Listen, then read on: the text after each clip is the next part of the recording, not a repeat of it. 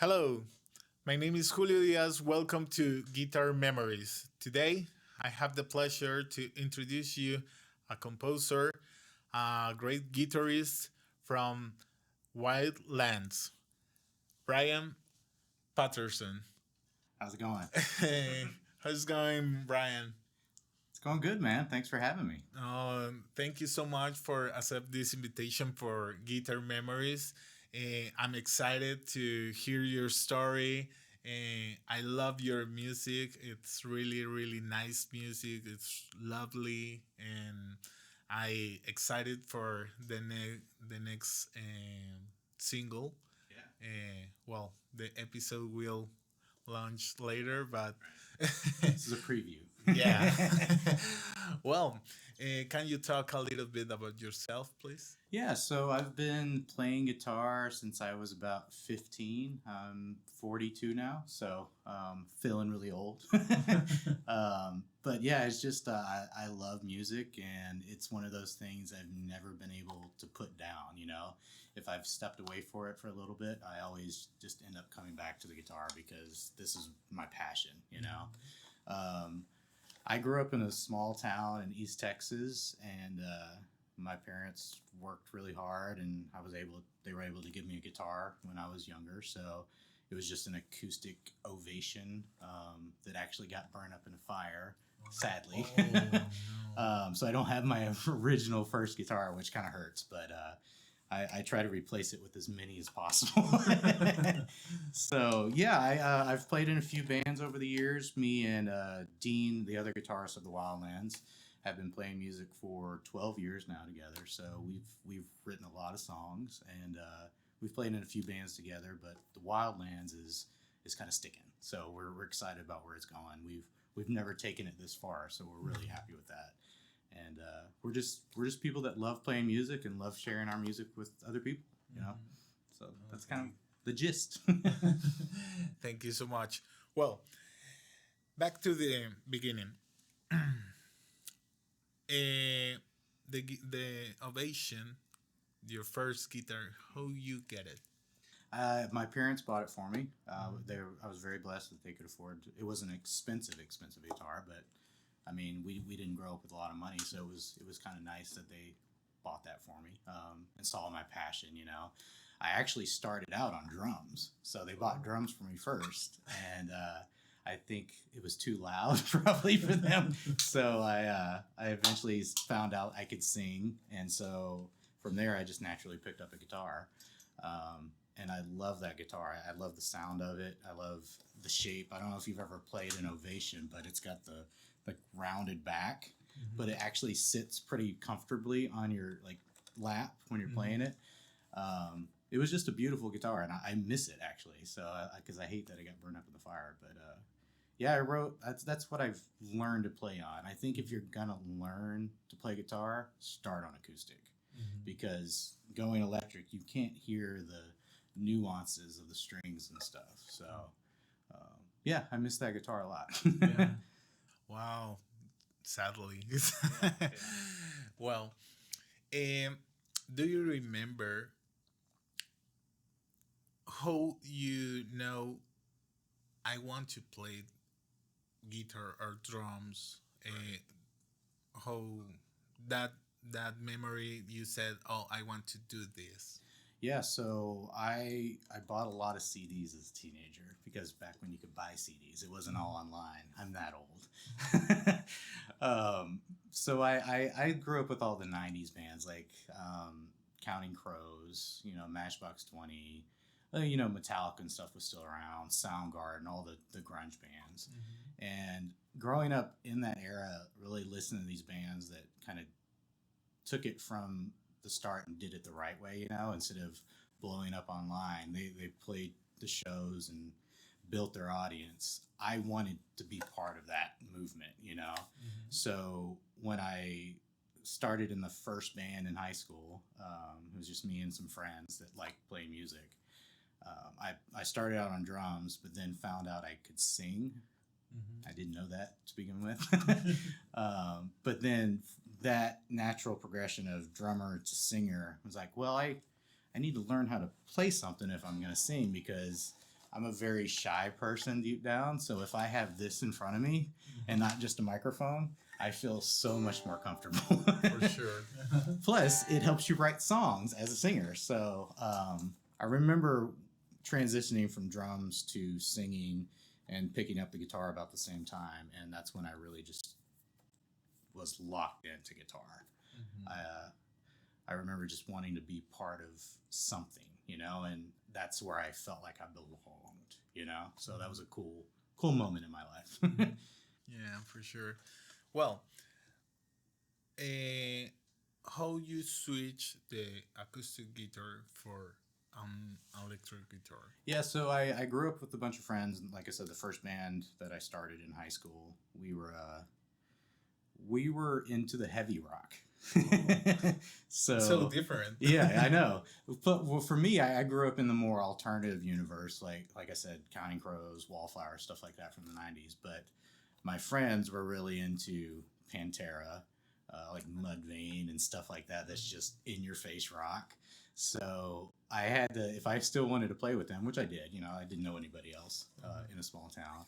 I had to learn how to play a little more rock guitar. So, and there was for a while there where I only listened to heavy music because that's what we played. But I would suggest if you're out there learning music, don't close your mind off or your musical taste off to any genre. Listen to everything because it's going to grow your talent that much more. Because if you're just chugging away on heavy stuff, you're not really learning everything there is to know on guitar. And you're not going to know everything. I don't know everything. Okay. Well, what age you told me on the school you joined a band. Yeah. How you get noticed your skills are good enough for join a band? Well, like I said, in a small town, we didn't have much choice. So you were either a jock or you were kind of in a band or you were a geek, a nerd geek. And I kind of fit into a little bit of all those. I'm a bigger guy, so I played football. But there was a moment like in junior high school when I decided I didn't want to play football anymore. And in a small town in Texas, that's taking a stand, apparently. it's really putting your foot down. I was like, I'm going to be my own person and not play football. Which my dad is a football guy and my brother's a football guy. And they let me do whatever I want. I mean, not whatever I want, but they were supportive. And that's the moment I realized I joined our high school band playing drums. And that really got me on the track of wanting to play music and wanting to learn as much as possible about it. Okay, but you share your passion about music with your brother and your father? My brother's musical somewhat. My dad's not. But I really found my group of friends in high school that kind of had the same mindset as I did, and we kind of grew up together playing music. I mean, I remember having, you know, the little 4-track tape recorder, recording little demos with my little acoustic, and that's kind of where it all started. You know, like you grow your passions in different ways, but that was really the moment where it's like, I want to do this. You know, I this is who I am. Yeah. So it was cool feeling. Oh, okay. Well, Brian, can you talk about the equipment we will use on this episode? Yeah, so right here I have an Epiphone, which I love. You actually have the same guitar, which is really cool. It's an ES 334, I think is what it is. No, 335. 335, that's right. Yeah. So this guitar is what I use mostly because it's so versatile in my opinion. I can get the heavy tones out of it, but I can also get the beautiful chime, you know. And it pairs well with this Vox amp, which is actually a hybrid. It's a tube and solid state mixed. So you have tubes in the back, but I think a lot of the electronics run off solid state. So you kind of get the best of both worlds. But these two paired together are an amazing sound together because Vox is, I spent time trying to find the right amp, and there's a Marshall that I own sitting behind you that I use sometimes, but this has the sound that I've always been looking for. And it took a while to find it. Like I had a little small orange amp, Marshall amp.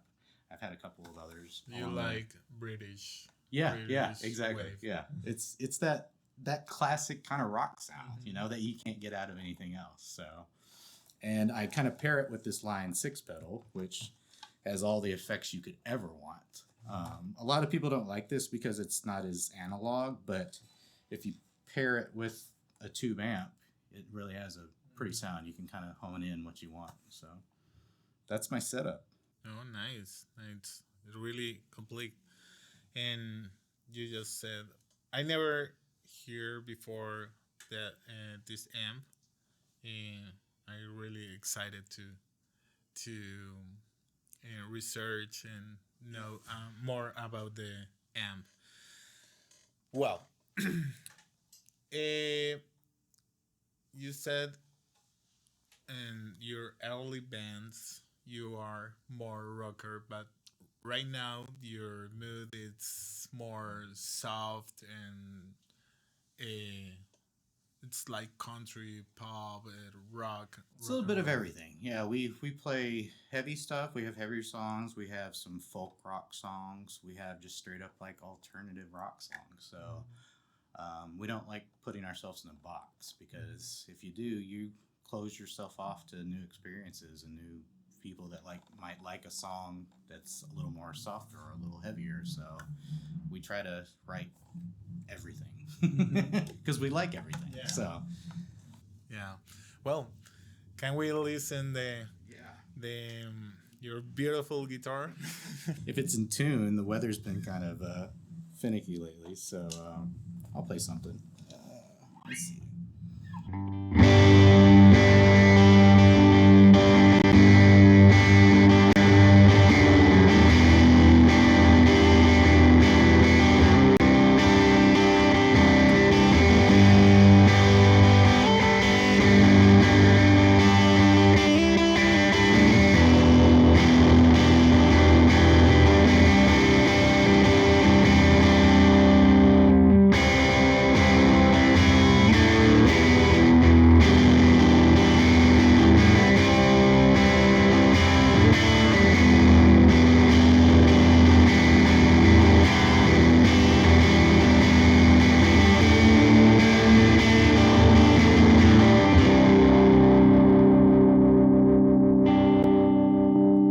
So it's got that beautiful chime, you know, like it just kind of cuts through everything.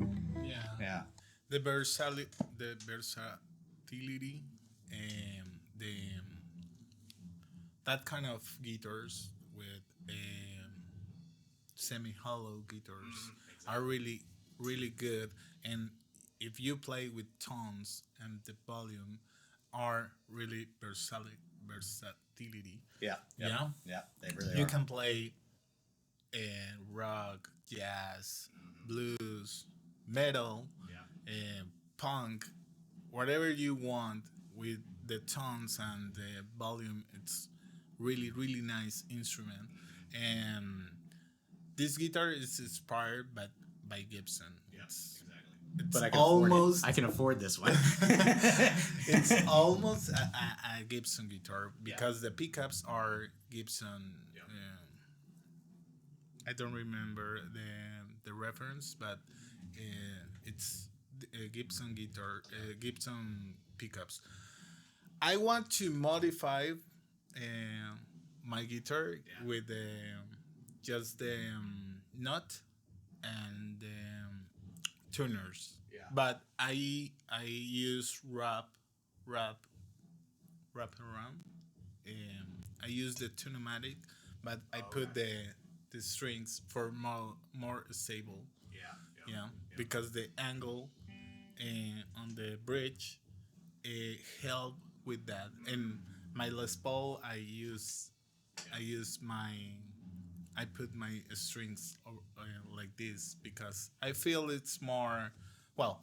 Each guitarist has had each guitarist have some tricks. Right. Exactly. Yeah, but I love that guitar. It's an amazing guitar.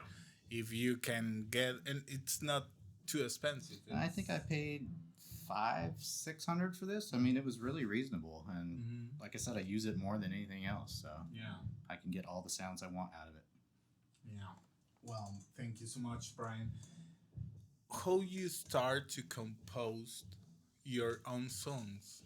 Yeah, so like I said, I grew up listening to a lot of singer-songwriter alternative rock bands, and that kind of just stuck with me as I grew up. And I've always connected with songs that feel like they're speaking to me personally.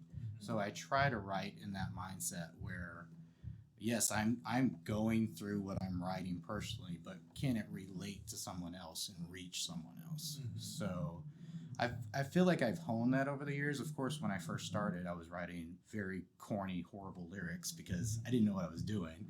But as you grow up and grow in life, you experience more things and you tend to write what you know. And that's what I've always heard, write what you know. Yeah. I mean, if you're writing, we can always put on like a persona of this person that we want to be, but I feel like if you're writing from the heart and from your own experience, that's going to connect with a lot more people, because that's what I've connected with over the years in bands. So On Wildlands, you compose all the team or just you?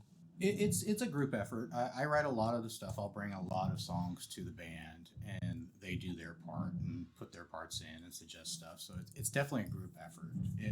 Most of our songs either start with an original idea from me, Dean.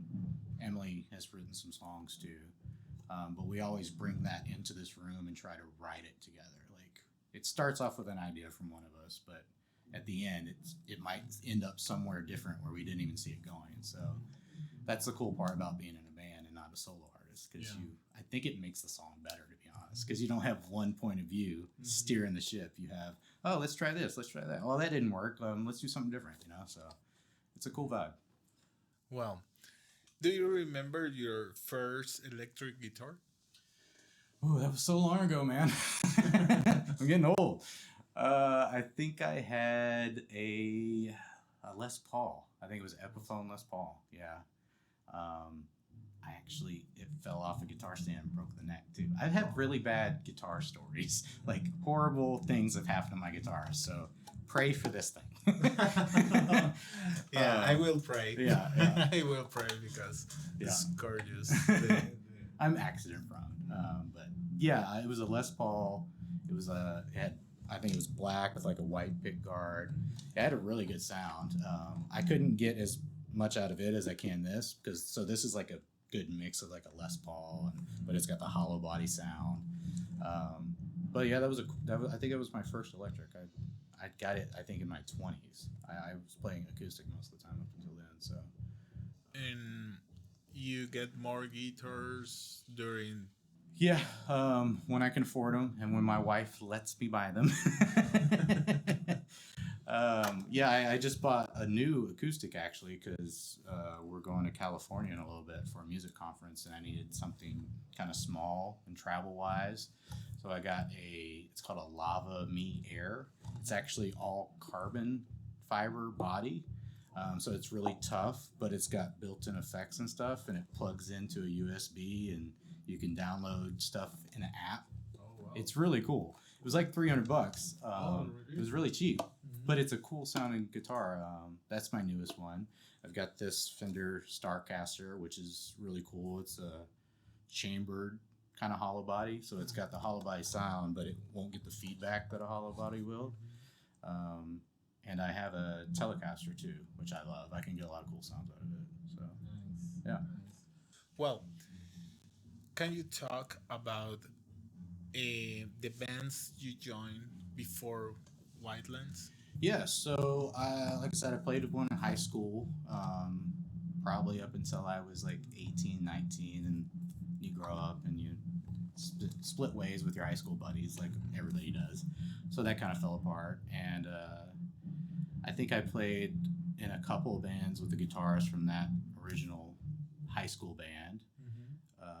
But then I moved to Dallas, I think in 2008, And not long after, I met Dean, our other guitarist, and we've played in three bands together over the last over a decade. So we played in one called Revel Nation that we did okay, and the one prior to this one was actually called Fever Wolf, which is the new single we have out.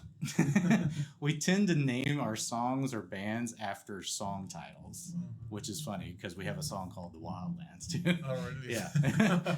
It's kind of a cop out. It's like really easy. But yeah, that's kind of band history. But I enjoy writing with Dean. He adds a lot to the band, so he writes a lot too. So Yeah. Oh, that's a really great journey. yeah. Well,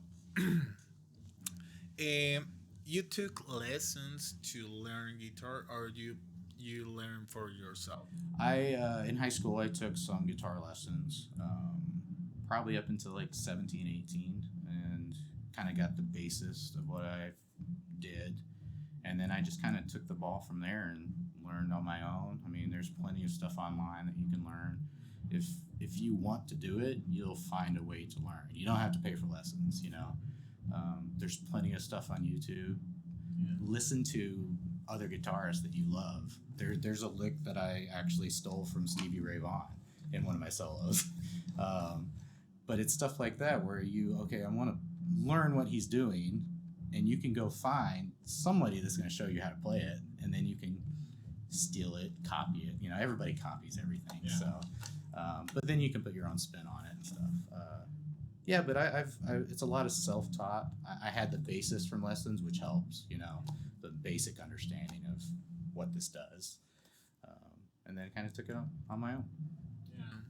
Yeah, it's has all the sense you said.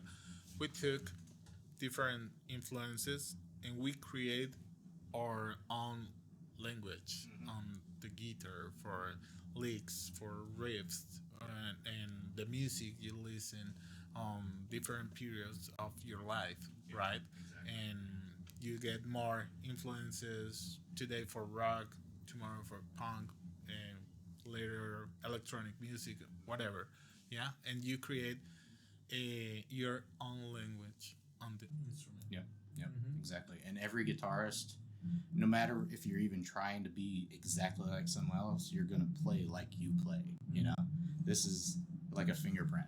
It's your own person. You know, like your own way to be yourself is the way I look at guitar. Yeah, that's the reason when you learn a song for a popular band or whatever, and you play it and you know the notes, you know the licks, everything on the song. You have the same tone, but you said, "Oh, sounds different." Yeah. Why?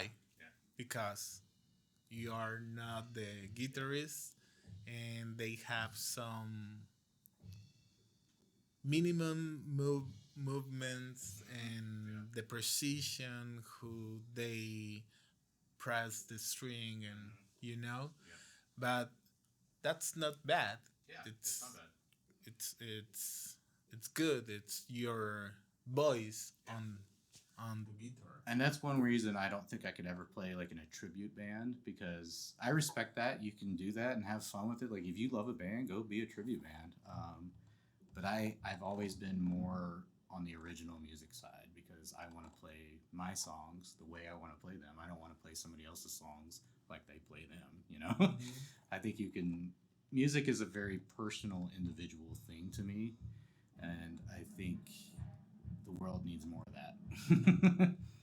Yeah, yeah. It's I want to do a tribute band over here. You can make good money with it. Yeah, yeah, but it's in Spanish because there you go. well, the biggest band Latin America, the Soda Stereo, they were really popular. They open the doors for all Latin America about rock music on 80s, right? And the guitarist, he was my biggest influence for play a guitar and music, and he's my favorite guitarist ever, Gustavo Cerati. And yeah, I learned a lot. I want to do something like that, but I'm doing the podcast. I'm creating more content and meeting people here. It's one of the reason I create the podcast. I want to meet people. To I want to meet musicians over here, and well, That's music, man. Music is a community, you know. Like it, I don't think it's supposed to be. I, I have a friend that always tells me, just get your songs out there to people. You know, don't keep them to yourself. Like music is meant to be shared. It's a very cathartic thing for me, but it's very communal and like you're supposed to share music with people. I mean, it speaks. Music speaks to somebody in a way that words never will. You know, so I love that because I'm not a big speaker. I'm a front man of a band that doesn't like to talk. Like Jim Morrison. Exactly. There you go. That's a good comparison. I'll take that. Like Jim Morrison, he write a lot. I know something about his story, and when he started performance, he took back the people, and sing. And someday, okay, I will show, I will show my face and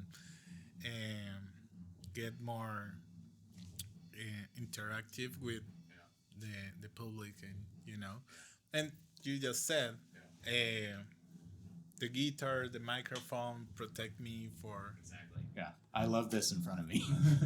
And I can do solo stuff, and I do solo stuff right now, but it's much easier for me to play in a band with people on stage. yeah. Okay, you just talk about the riffs on licks. Can you talk and play the licks you are reference? Yeah. Like the Stevie Ray Vaughan thing I was telling you about? Yeah, so can't remember which song it is actually. I just remember hearing it, and it was. Let me get a little cleaner so you can hear it. It's just this. It's like a bend and a. That's a Stevie Ray Vaughan lick. But then there's a BB King lick that I love too. It's so simple but so effective. It's just a bend.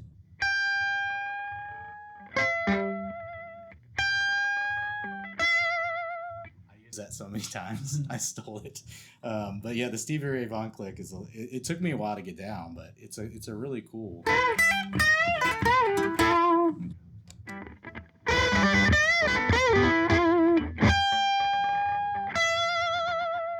So I'm definitely influenced by blues guitarist Kenny Wayne Shepherd. I'm a big fan of his.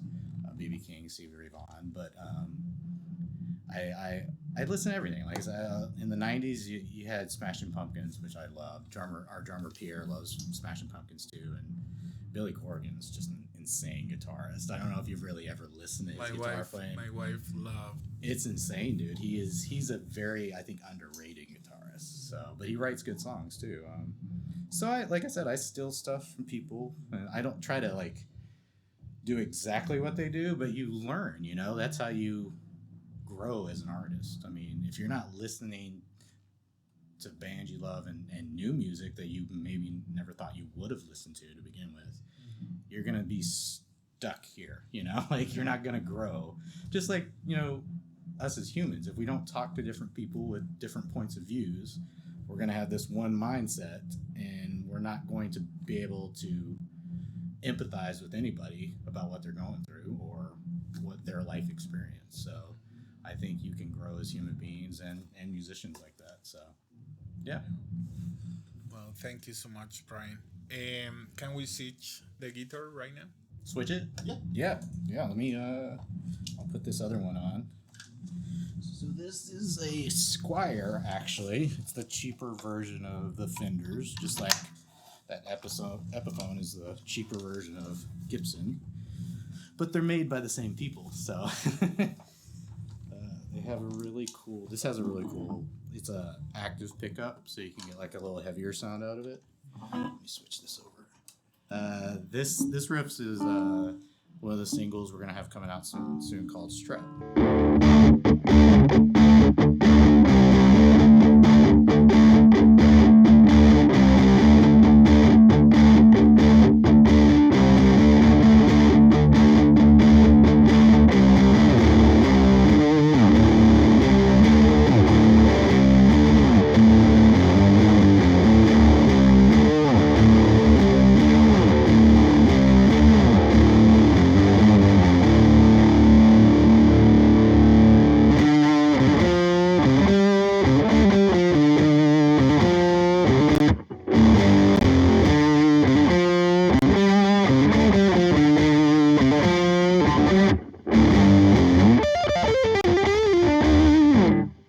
It's a snippet. Yeah, you get a big sound out of this, actually. Like I said, it's chambered inside, so it's all closed off, but it's hollow inside, so you get that fuller sound. Yeah. I can get a lot of good like Foo Fighters sounds out of this, which is like those open chords.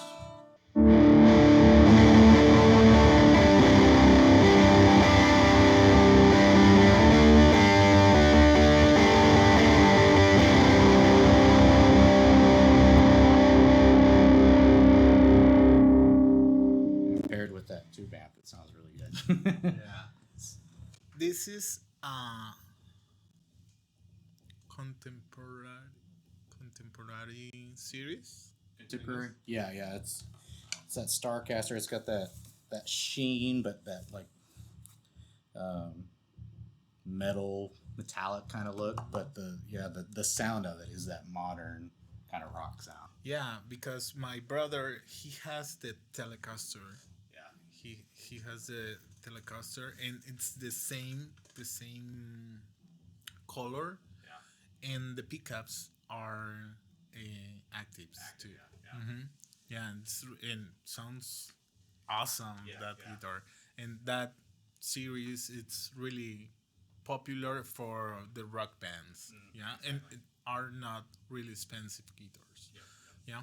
I use a lot of this for a lot of like alternate tunings. If I have to go like half step down, which some of our songs do, I'll just have this ready to go, and it sounds really good. So it's definitely more of a rock guitarist guitar. Well, do you think right now the brands made more professional instruments now than 20 years before? I think they're definitely considering price points for a lot of people, because this looks like a much more expensive guitar than it is, because I think I paid $300 or $400 for this. The like Fender non-Squire version of this I think is close to $1,000. So I think they're really trying to help struggling musicians, which everybody, if you're a musician, you're struggling financially, trying to buy guitars and do your thing. It's called starving artists for a reason. So I think the manufacturers like Fender and Epiphone, or Gibson and Epiphone, are really thinking about the consumer. Like who's going to buy the guitar, who can afford to buy this guitar. Because a lot of bands out there, I mean, they may be playing for a living, but they're struggling. You can't. It's hard to make a living being a musician. That's why I'm still working a day job, unfortunately. Yeah. So. Yeah, but you never think I need a better instrument. Oh, I could always use a better instrument. I could use 40 more of these. But yeah, I mean, I would love a Gibson guitar. That like the Gibson version of that is probably $2,000 up, which it's probably technically a better guitar. You could probably get a lot better studio quality sound out of it, but that does the job. I think they're making it where, yeah, you can get by with more reasonably priced stuff. So you don't have to go super cheap. Like there's some brands out there I would not touch. Like I used to not touch Squire because it used to be really cheaply and poorly made, but they've started putting a little more money into it and thinking about, hey, I mean, people will buy this if it looks better and it sounds better. So yeah. Yeah, but you take the tool, cheap or not, but you create the music, and that's the point, right? Yeah, I mean, if you're a young guitarist out there, a young musician, you don't have to spend a lot of money to create. I mean, just start with what you got, you know? I think that's what I latched on as a kid. Like, I didn't have any money, and I just bought what I could and made it work, you know? I mean, I'm still not buying super expensive stuff. I mean, this amp I got used off reverb.com. So this new would probably be out of my price range, but you got to do what you got to do. There's options out there. You don't have to spend a ton to create music. Yeah, thank you so much, Brian, for that. Well, talk about Wildlands. When you start to jam together and create the band. Yeah, so the Wildlands technically started with me and Pierre, our drummer. At the same time, me and Dean were in our previous band called Fever Wolf, and it was kind of fizzing out. People weren't really into it anymore. You could tell it was about to end, so I found Pierre's number on a bulletin board downstairs at our jam room here, and just called him up. I was like, "Hey man, you want to jam? I'm looking to do something else, you know, just to play music. I mean, I wasn't really looking to start a new band or anything. I just was kind of seeing this shift. You know, this is probably going to end. It's not really going anywhere. So let me just play music. I just want to play music with somebody." So me and him jammed a couple times, and it went well. He's an amazing drummer, and we kind of just let the other thing fizzle out naturally because it wasn't going anywhere. And the guitarist Dean was playing in that band too, and he came over and we jammed, and it went really well. And I think we were doing that a few months before we found Emily, our bass player. And ever since Emily joined, it's skyrocketed. She brought in just this attitude of let's do this, you know. Like she is a professional. She's a photographer. She runs her own business, so she has that mentality of like, if I'm gonna do this, I'm gonna do it right. So I think that really made us all step up our game a little bit, and we really just kind of took the bull by the horns and like ran with it. And we're trying to get it out there, and we got some singles coming out, so we're excited about where we're going. Yeah. Well, I listened your first singles. Changes. Darlin was actually our Darlin, first the one first in 2024. I think that was released right after Fever Wolf ended. Like we had recorded that with some of Fever Wolf members, and it's just an acoustic tune. There's no drums or anything. We did it at a friend's studio, and turned out well. We love that song. Everybody we play for likes that song. And then the next three singles we had, Emily actually wrote all of them to begin with, and she had us do our parts, and I wrote some lyrics on some. But she had already booked studio time by herself before she had even joined the band. And she was like, I need a band to play these songs with. And so we went in, we learned them and went in, and we released Change, I think, first. There's Whispers in the Dark and Mr. Bones. Those were the next three singles we had out. So we did all those at once and kind of staggered releasing them. So Yeah. I really involved on your music because you played a lot with atmospheres. Yeah, with voices and guitars. It's really sounds huge, and it's like flying.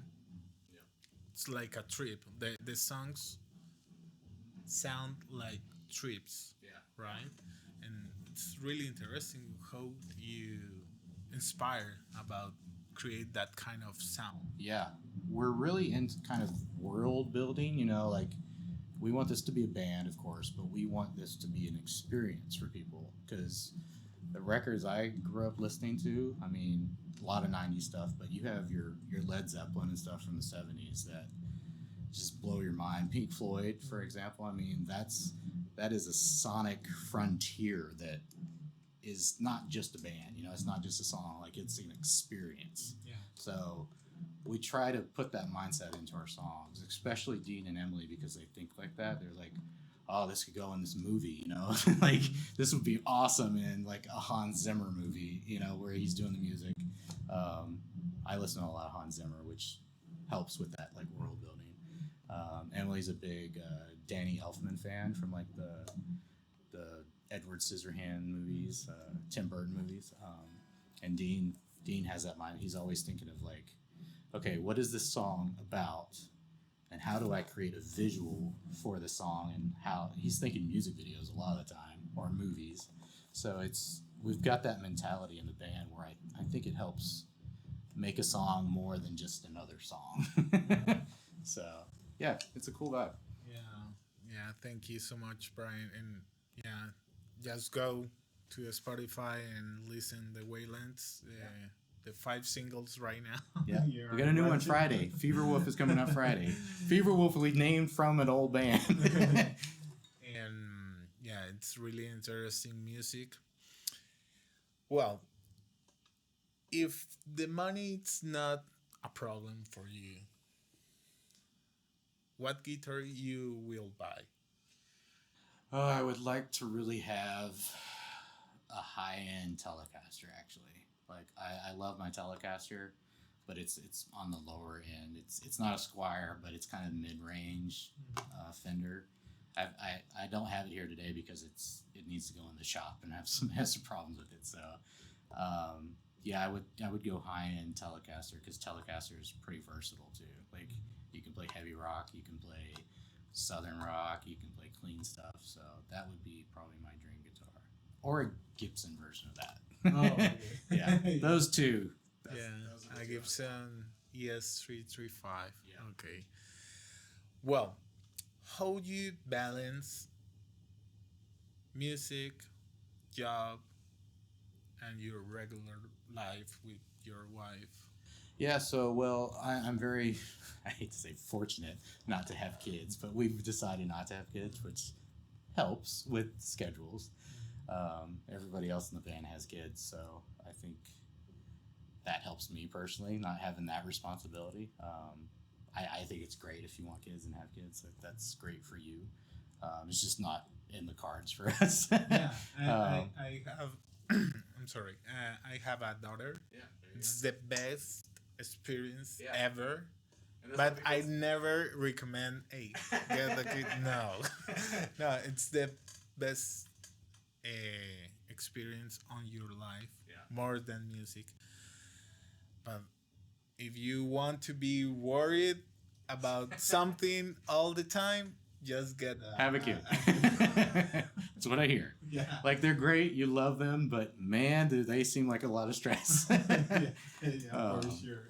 So I get that, and that's a decision me and my wife made. So that frees up my schedule a lot. But yeah, I think I work a full-time job, and I'm in IT.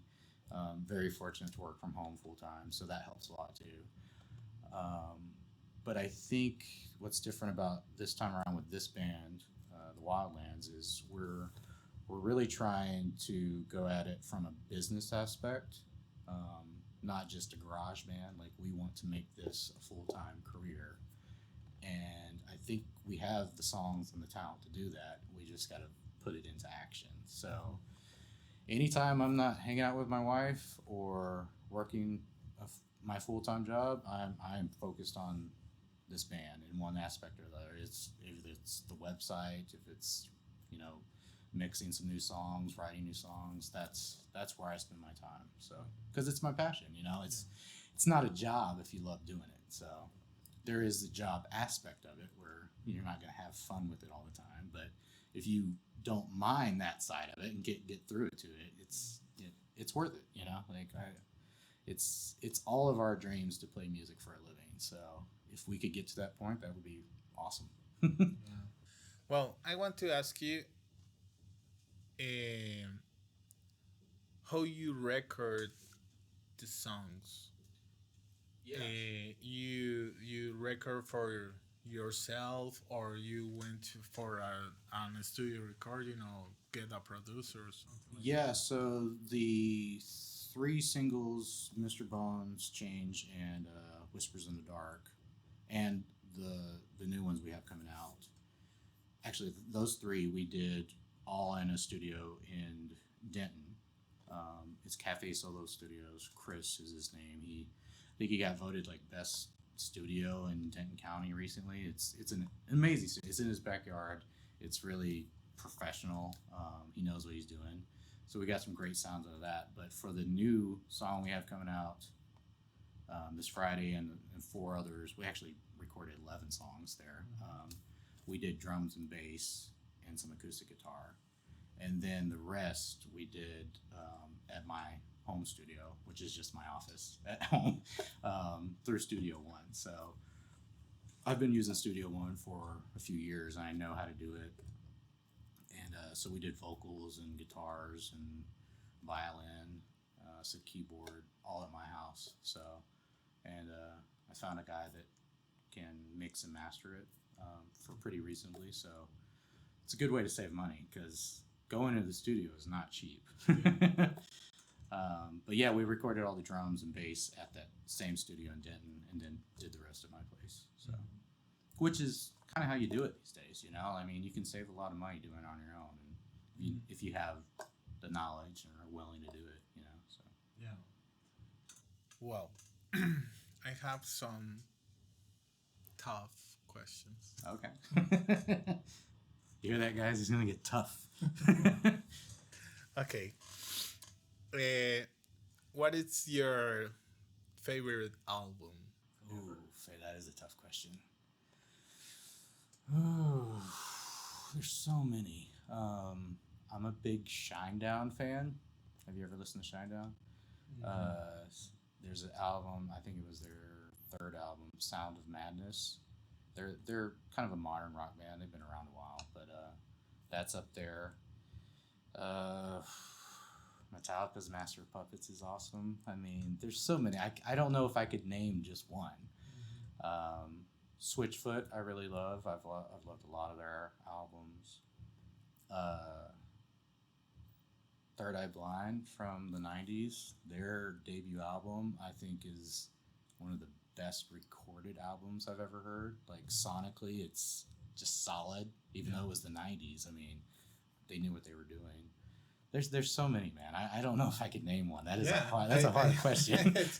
Well, when I was creating the podcast and okay, what kind of question I will do? Okay, I like to know because the podcast it's an exercise for me to know more music and understand the culture and new music, new inspiration. Yeah. You know, because we have a lot information right now. Right.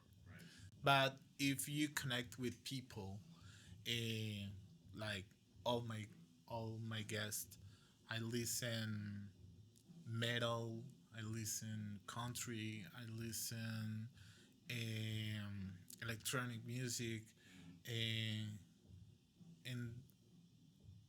it's for the subscribers too. Yeah. If you want to do the exercise to understand, I listen Megadeth. I never, I really don't like Megadeth, but I did the exercise to listen Rest in Peace, and it's amazing. The guitars are crazy guitars, but when Dave Mustaine sing, oh, He's not the best singer. But he's doing his thing, you know. You gotta respect that. Like, yeah, for sure. I'm like that with like I love Smashing Pumpkins, and he has a very unique voice that throws a lot of people off. Like, I think it's cool because it's him. Nobody else sounds like Billy Corgan. Yeah. Well, I can put that on the list. Siamese Dream is probably one of my favorite albums. I like any album, and this doesn't happen anymore in this day, but if you can put like a 10 to 12 song album on and listen to it all the way through and not skip a song, that's a great album. Yeah. I would recommend trying to do that with some of your favorite bands because, I mean, it's just singles now. You don't get full albums hardly anymore, so because it's too expensive, It's expensive. And I think the world right now don't have time. Yeah. They don't have time, and that's something, and it's happening right now with music because when I visit the Halton Theater, uh, I spent all the night looking the bands, and some people went to look one band and go. Why? Before the people spend all night watching and learning about the new music, about the new bands, and it's something. Oh, okay, I watch this band, I support my friend or whatever, and go. And even the another bands, when you played on a gig on a festival, why you don't you arrive the place and wait for your time, set your equipment, play, get down, and leave? Why? Why you don't spend? Yes, it's an effort that people don't want to do, and I don't understand. Something's changed in the culture where, like we were talking about earlier, everybody is so isolated and just in their own little world. And I think COVID had a lot to do with that. I mean, everybody was inside for a year and a half, and the only way they interacted with somebody was through a screen. I mean, I think it's starting to get back to people wanting to go to live shows and experience that. I think the new generation has been so isolated and just put down by constant stuff in our society that says, you have to be one way or another. Like, I think there's a yearning for people to be part of a community again. Like, I think for me, I'm more of a loner. Like, I can spend all day in my house and be fine. But it gets to a point where that gets old, like I need to go out. I need to experience the world and experience life. So I'm hoping there's a shift. I think live music is definitely coming back. I think, but like you said, when you play with other bands and they don't stick around to see your set or they go home, like that's tough to take sometimes because I'm from a generation where you play a gig with somebody and you stay for every band, even if they're bad, you're supporting one another. Like, I think that's what bands could really use a lot more of. Like, even if you don't like somebody that you're playing with, which is going to happen, you're not going to like every band, you support another artist, and they will in turn support you. I mean, it's a give and take. Yeah. So I feel like we need to get back to that. I mean, it's too depressing. Like, the world is too depressing to make it on your own. Yeah, and I think the life is so simple. Yeah. If you want. Yeah. If you don't want, the life can be really rude. Mm-hmm. Yeah. But just if you really love and you are passionate about music, why you don't give a little time to know your community? Because I'm growing with my project, but what is happening around my project, right? And spend time with bands and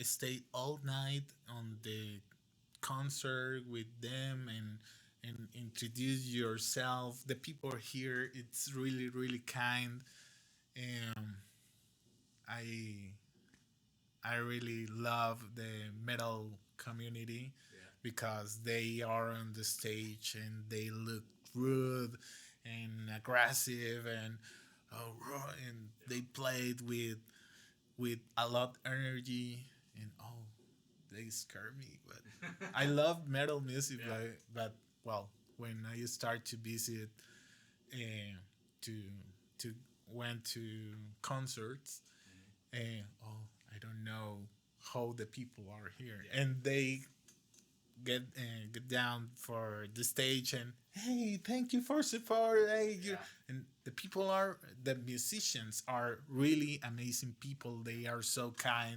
They are so friendship. And if you are in a band on a festival, try to meet all the bands and spend time and listen.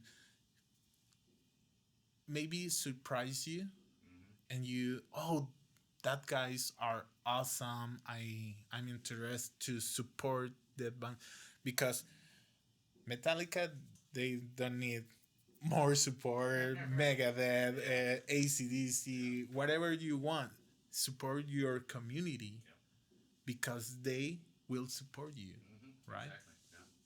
Exactly. The rock music in particular, and I think there's a lot of aspects and different styles of rock, but rock music in general is probably one of the more welcoming communities of music that I've been a part of. I mean, you can go to pop, you can go to the digital music and stuff, but there's just and that's what rock has always been about. Like it's okay. We are here to be a part of something, and that's the only reason we love your music, but we want to be part of what you're doing. And as a fan of rock music, that's what always excited me about bands. So Yeah, I understand that because I'm from Colombia and the community over here don't matter the genre of music. I feel like a hug for the people. Oh, you love the same music than me? Come on, you are part of this, and I really shocked about that. Yeah, but because I went for different big concerts like Green Day, Blink 182, Metallica. I went Las Vegas for when we're when we were young festival, but all the people just straight. But on the small concerts, the people are more, hey, how's it going? And oh, nice. And yeah, but it's cool going to like a big band concert. Like me and my wife are big Goo Goo Doll fans, and like Iris is my favorite song. That's my song. But when you're in a room of thousands of people singing Iris together at the same time with the band, that's special, man. That's magic. I want to write a song like that. Yeah, for sure. Yeah, I know what are you talking about.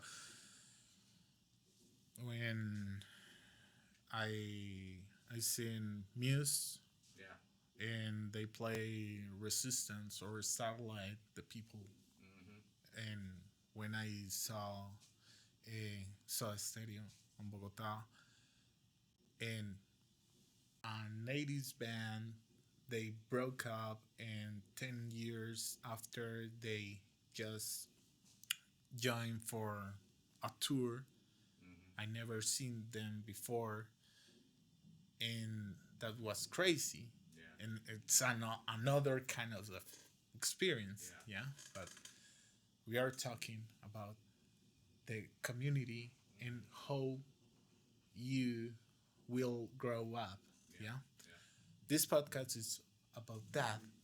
How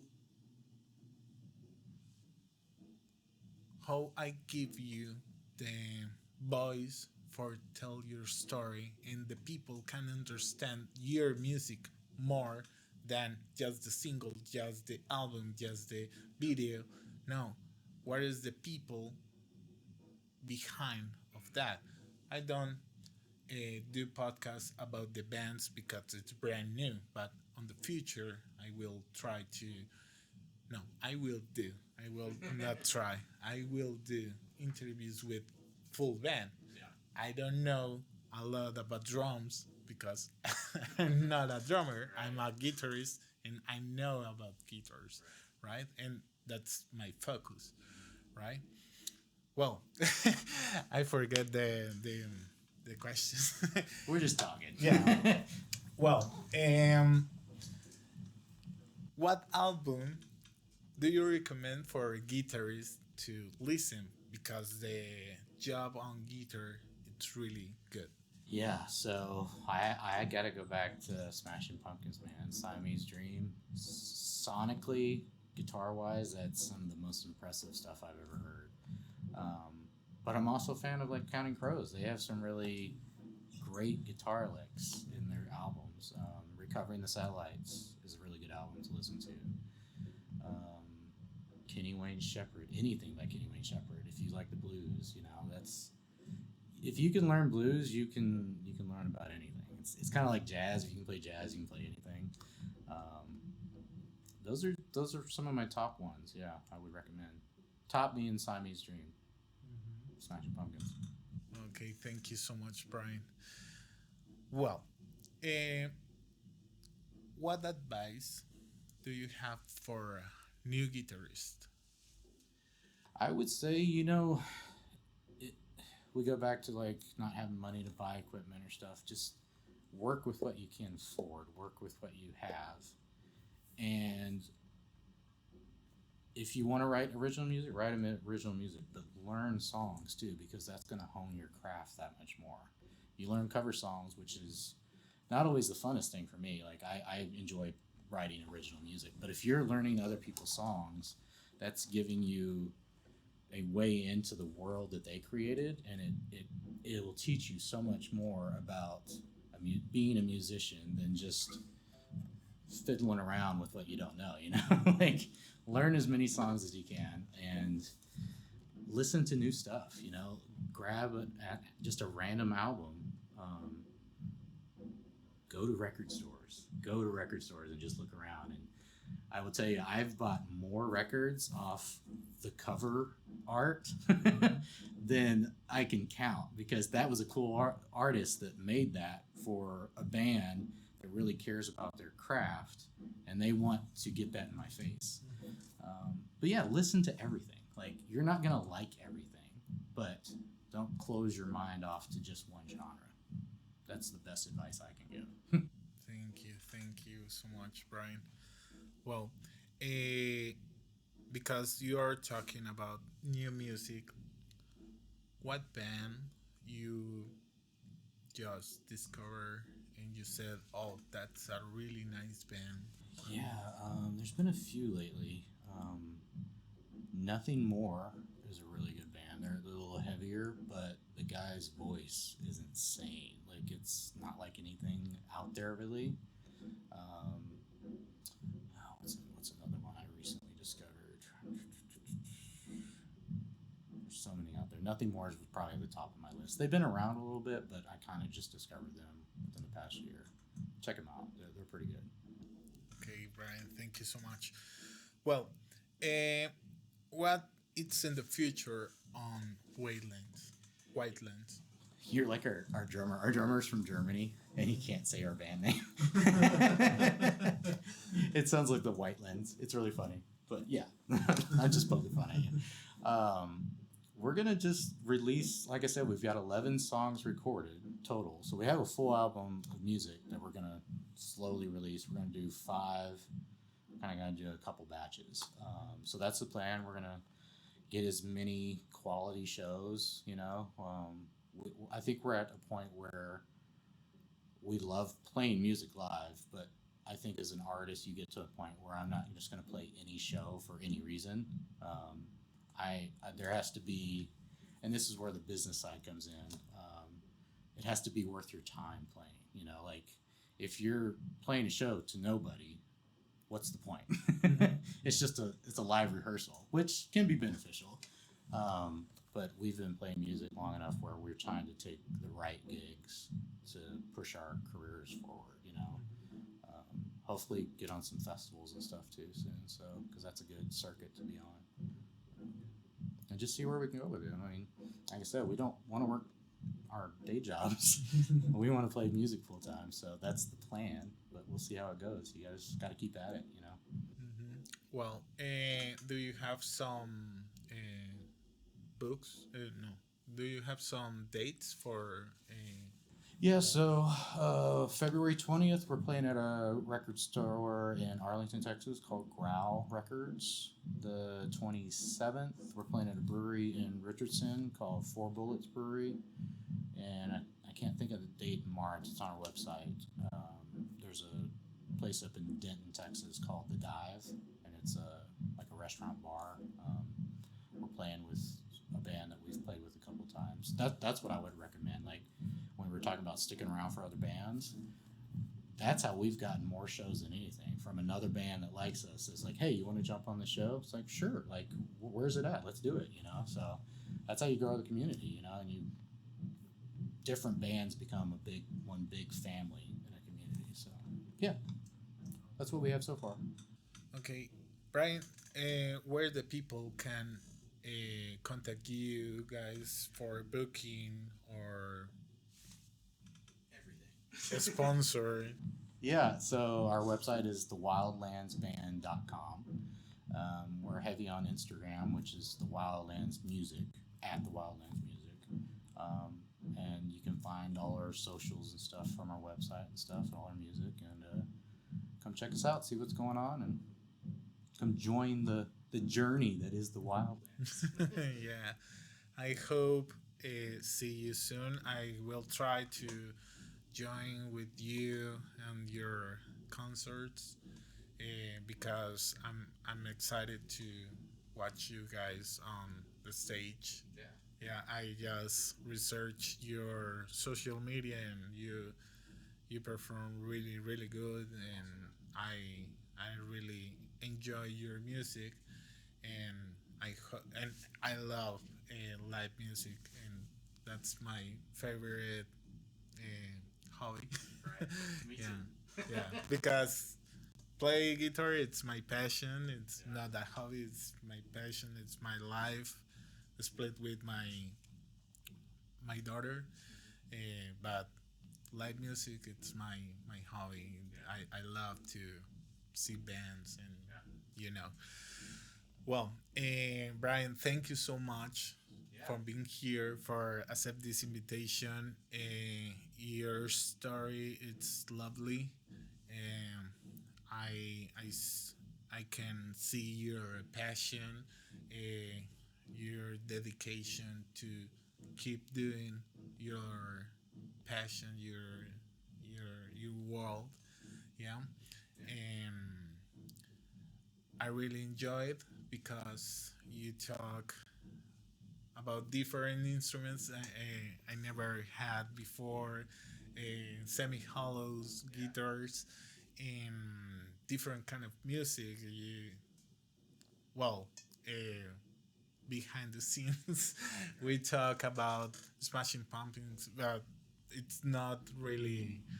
Which we sound nothing like Smashing Pumpkins, which is Well, funny. the band.